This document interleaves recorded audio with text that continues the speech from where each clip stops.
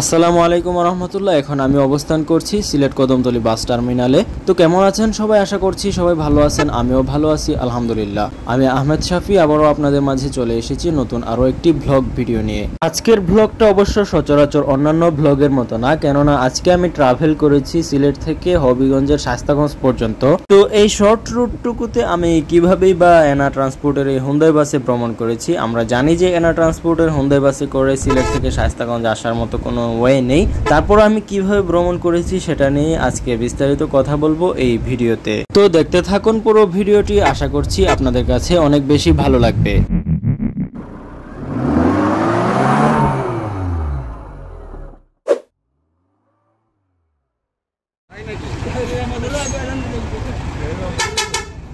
সেদিন ব্যক্তিগত একটি কাজে আমি শায়েস্তাগঞ্জ থেকে সিলেট গিয়েছিলাম। তো সিলেট থেকে ফেরার আগে ভাবলাম যে এনা ট্রান্সপোর্টের কদমতলী কাউন্টারটা একটু চক্কর দিয়ে ঘুরে আসি। এখানে এনা ট্রান্সপোর্টের সবগুলো বাস দাঁড়ানো থাকে, তাছাড়া সিলেটের সবচেয়ে সুন্দর কাউন্টার তাদের। সর্বোপরি লোকজন আমাকে জালিম এনা ফ্যান বলে ডাকে। তো হ্যাটার্সদের এই কথাকে বাস্তবে রূপান্তরিত করতে আসলে এনা ট্রান্সপোর্টকে দেখতে আসা বা ভালোবাসতে আসা। তাছাড়া আমি কোনো কারণে সিলেট গেলেও এনা ট্রান্সপোর্টের কদমতলী কাউন্টারে আসি আমি শুধুমাত্র এনা ট্রান্সপোর্টের বাসগুলো দেখার জন্য। তো যথারীতি সেদিন আমি সিলেট কদমতলী কাউন্টারে যাওয়া মাত্রই আমার সাথে দেখা হয়ে যায় এই 838 গাড়িটির ওস্তাদ খালেক ভাইয়ের সাথে। খালেক ভাইয়ের সাথে দেখা হওয়া মাত্র উনি আমাকে জিজ্ঞেস করেন যে আমি কোথায় যাব, কি না কি, এখানে কেন আসছি, আমার বাসা তো শায়েস্তাগঞ্জ, এই সেই। পরে ওনার সাথে কথাবার্তা বলার পর উনি আমাকে ধরলেন যে ওনার সাথেই যেন আমি শায়েস্তাগঞ্জ যাই, আমি যেন অন্য কোনো গাড়িতে না যাই। তো উনি যেহেতু আমাকে ধরছেন ওনার গাড়িতে যাওয়ার জন্য, তাই আমি ওনার কাছ থেকে ওনার গাড়ির টাইমিং জানতে পারি যে 11:35 ট্রিপ। তাই আমি কাউন্টারে গিয়ে 11:35 টিকিট খুঁজতে শুরু করি, কিন্তু কাউন্টার থেকে আমাকে বলে যে শায়েস্তাগঞ্জ পর্যন্ত কোনো টিকিট তারা বিক্রি করছে না। তাই আমি ভৈরবের টিকিট খুঁজি, কিন্তু তারা রাতের বেলা নাকি ভৈরবের টিকিটও বিক্রি করে না, একদম গেলে ঢাকা পর্যন্তই যেতে হবে। তখন আমি আবার ভাবলাম যে সিলেট থেকে ঢাকার ভাড়া 1500 টাকা দিয়ে যদি আমি উঠে তারপর শায়েস্তাগঞ্জ নেমে যাই তাহলে কেমন হয়। কিন্তু আমার মাথায় আসলো যে এত শৌখিনতা আসলে দিন শেষে নিজের লাইফের জন্য ভালো কিছু বয়ে আনবে না। তাই আসলে এই চিন্তা বাদ দিই এবং খালেক ভাইয়ের সাথে বিষয়টা শেয়ার করি যে ভাইয়া টিকিট করতে গিয়েছিলাম, তারা তো বলতেছে ঢাকার টিকিট করতে হবে, এখন 1500 টাকা দিয়ে শায়েস্তাগঞ্জ কিভাবে যাই। তো উনি বললেন যে আরে আপনি আমার সাথে যাবেন, আপনি কাউন্টারে গেলেন কেন, আমাকে বকাঝকা দিয়ে আমাকে বললেন গাড়িতে উঠতে।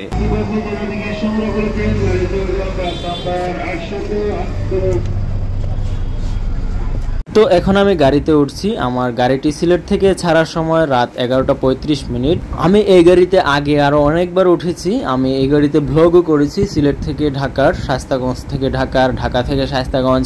আমি যতবারই এনা ট্রান্সপোর্টের হুন্দাইতে টিকিট কাটি ততবারই আমার এই বাসটাই কপালে পড়ে। তো যাই হোক, সেদিনও আবার সিলেট থেকে আসার সময় এই বাসটাই পড়লো। তো এই হচ্ছে 150838 নাম্বার গাড়িটির ইন্টেরিয়র, বেশ ফ্রেশ কন্ডিশনে আছে এখনো পর্যন্ত এবং প্রত্যেকটি সিটে রয়েছে ব্ল্যাঙ্কেট। রাত 11:35 ছাড়ার কথা ছিল এবং ঠিক 11টায় আমাদের গাড়িটি ছেড়ে দেয় কাউন্টার থেকে। রাত 11:35 আমরা আল্লাহর নাম নিয়ে যাত্রা শুরু করলাম।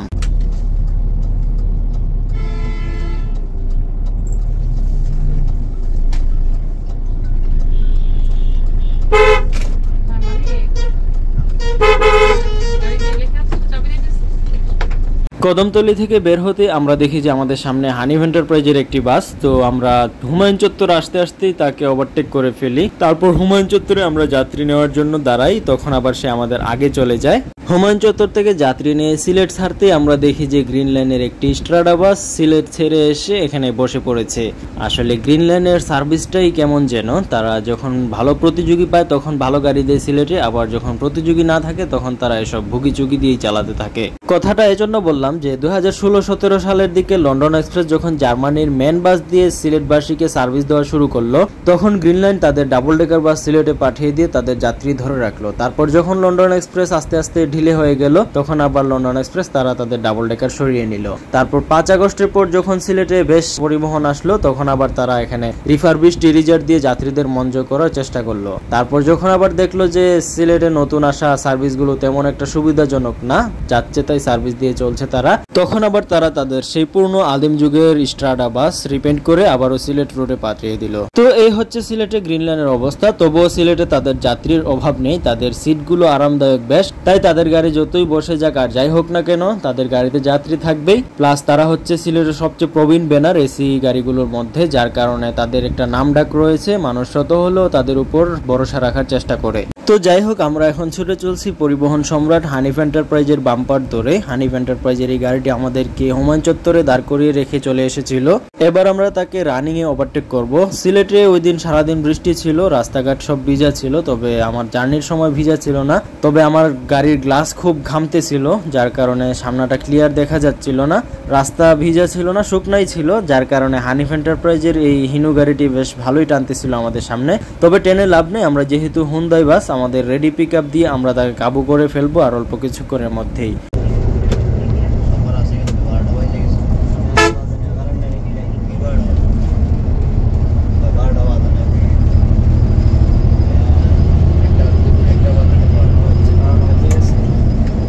হানিফ এন্টারপ্রাইজকে ওভারটেক করার পর আমরা সামনে এসে প্যারাডাইজ এক্সপ্রেসের স্লিপারের দেখা পাই। তো এটার বাম্পারে অনেকক্ষণ দৌড়াচ্ছিলাম, এটাকে ওভারটেক করে ফেলতাম, বাট আমাদের গোয়ালা বাজারে যাত্রী ছিল, যার কারণে আমরা গোয়ালা বাজারে গাড়ি দাঁড় করিয়ে ফেলি। আর গোয়ালা বাজারে গাড়ি দাঁড় করাতেই পিছনে হানিফ আবারও আমাদেরকে ওভারটেক করে সামনে চলে যায়, প্লাস প্যারাডাইজও আমাদের অনেক দূরে চলে যায়। তবে আমরা গোয়ালা বাজার থেকে যাত্রী উঠিয়ে তারপর ঠিকই আবারও হানিফ এন্টারপ্রাইজ এবং প্যারাডাইজ এক্সপ্রেসকে ওভারটেক করেছি। তবে প্যারাডাইজ এবং হানিফকে ওভারটেক করার ক্লিপটা আমি ভিডিওতে রাখতে পারিনি, কেননা আমি কিছুক্ষণের জন্য গ্যালারিতে গিয়েছিলাম। কারণ আমার কাছে মনে হয় যে হুন্দাইয়ের গ্যালারি ভিউ লাইফের শ্রেষ্ঠ ভিউ। আপনি যখন হুন্দাইয়ের গ্যালারিতে বসে থাকবেন আর আপনার গাড়িটা ইউটার্ন নেবে কিংবা মোচরে বাঁক নেবে অথবা চত্বরে গাড়ি ঘুরাবে, তখন আপনি গ্যালারি থেকে লক্ষ্য করবেন যে পুরো গাড়িটা কিভাবে ঘুরতেছে। এর চাইতে শান্তি আর মনে হয় কোনো কিছুতে নাই। এর মধ্যে যদি ড্রাইভার সাহেব রেড আরপিএম এ গাড়ি ঘুরান তাহলে তো কথাই নেই। আমাদের উস্তাদ খালেক ভাই, ওনার টিপিক্যাল চালানোর স্টাইল হচ্ছে উনি রেড আরপিএম এ গাড়ি চালান। তো দেখতে থাকুন, আশা করছি ভালো লাগবে।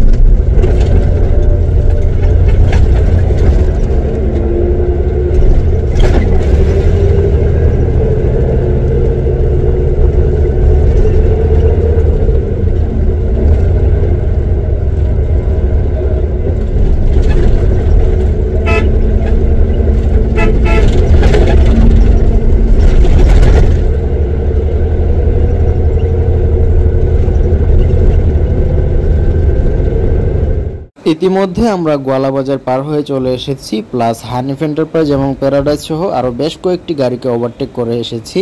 তো এখন আমি আবারও সামনে চলে আসছি।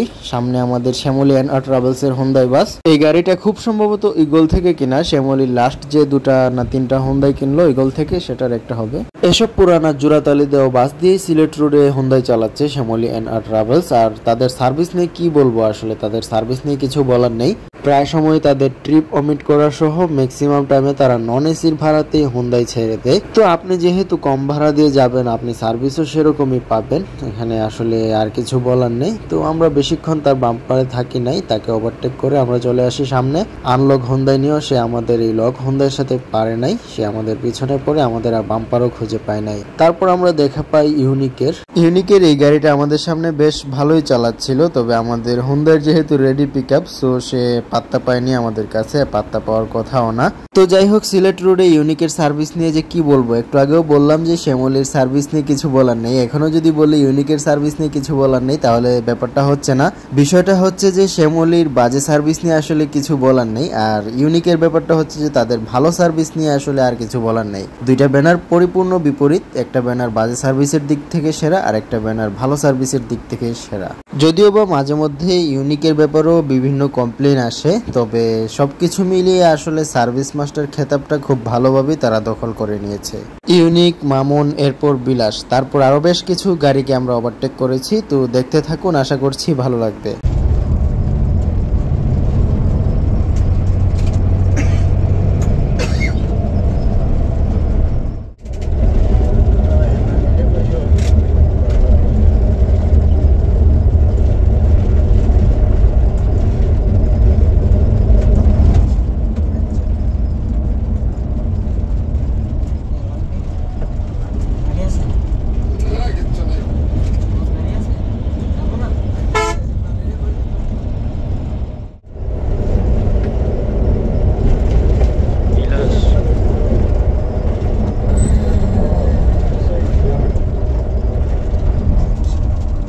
হালের ক্রেজ বিলাস পরিবহন এখন আমার সামনে, যারা গত বছর 5ই আগস্টের পর থেকে যাত্রা শুরু করেছে মহাখালী ভিত্তিক সিলেট রুটে। তারা এসেছিল এনা ট্রান্সপোর্টের সাথে টক্কর দিতে। তারা এনা ট্রান্সপোর্টের সাথে অনেক অন্যায় অবিচারও করেছে ইতিমধ্যে, যদিও বা তারা এখনো পর্যন্ত নিজেদেরকে যাত্রী সেবায় থিতু করতে পারেনি, কেননা ইতিমধ্যেই তারা বেশ বাজে সার্ভিস দিয়ে নিজেদের নাম প্রচার করে ফেলেছে। পাশাপাশি রাস্তায় তারা বাজে ড্রাইভিং করেও দেখিয়ে ফেলেছে অলরেডি। তো সেদিন আমরা ভেবেছিলাম যে তারা আমাদের সামনে ফাতরামি করবে, কিন্তু ওই দিন আমরা যেহেতু হুন্ডাইতে ছিলাম, তারা হয়তো হুন্ডাইয়ের সামনে পারবে না, এই জন্য আর ফাতরামি করে নাই। হয়তো নন এসি এনা হলে হয়তো ঠিকই সেদিন ফাতরামি করতো, কিন্তু সেদিন ফাতরামি না করে বরং হাত দিয়ে সুন্দর করে ইশারা দিয়ে সাইড দিয়ে দিয়েছে আমাদেরকে।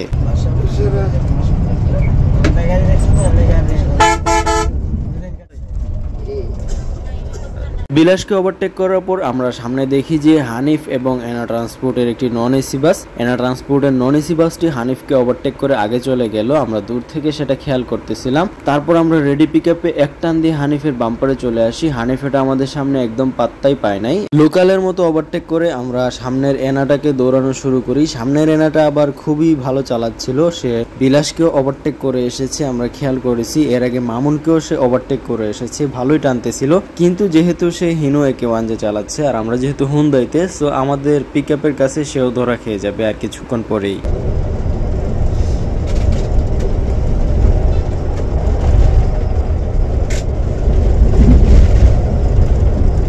ভালোই চলেছে।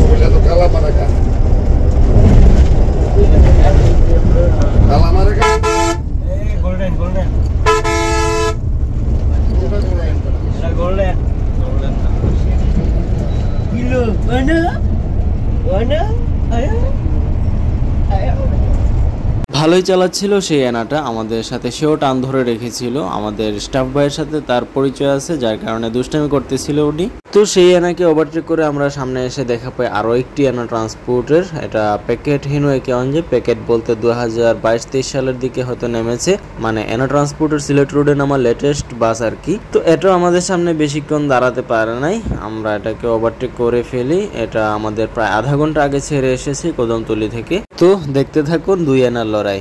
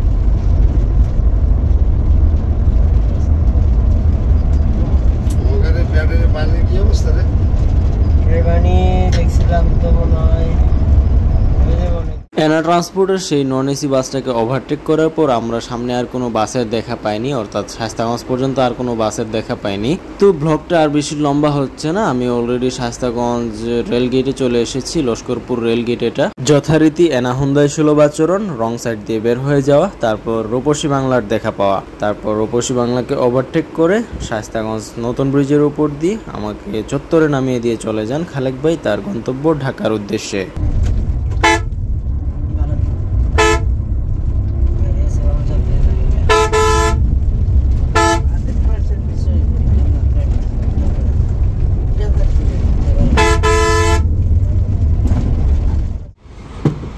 সিলেট থেকে 11টা 35 মিনিটে ছেড়ে রাত 1টা 25 মিনিটে আমাকে নামিয়ে দেন শায়েস্তাগঞ্জে। আমার এই পথটুকু আসতে টাইম লেগেছে 1 ঘন্টা 50 মিনিট। তো আজ এখানে শেষ করছি। সবাই ভালো থাকবেন, সুস্থ থাকবেন, আবার দেখা হবে নতুন কোনো ভিডিওতে। আর ভিডিওটি ভালো লেগে থাকলে অবশ্যই লাইক, শেয়ার এবং সাবস্ক্রাইব করতে ভুলবেন না। ধন্যবাদ সবাইকে, আল্লাহ হাফেজ।